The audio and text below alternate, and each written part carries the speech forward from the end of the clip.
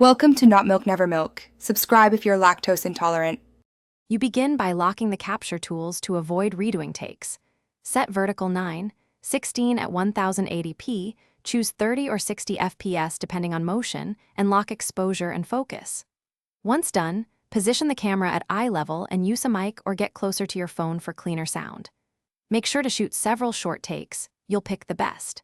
This saves time in editing and prevents quality loss from digital zoom or shaky handheld footage. Next, you edit with intent.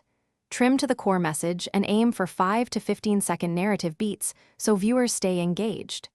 Use contrast and clarity adjustments, mild sharpening, and light noise reduction to improve perceived quality without introducing artifacts.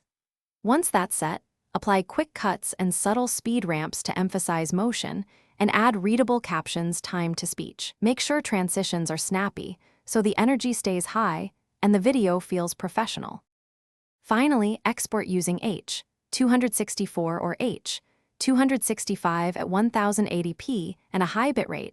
Aim for 6 to 12 Mbps so compression stays gentle.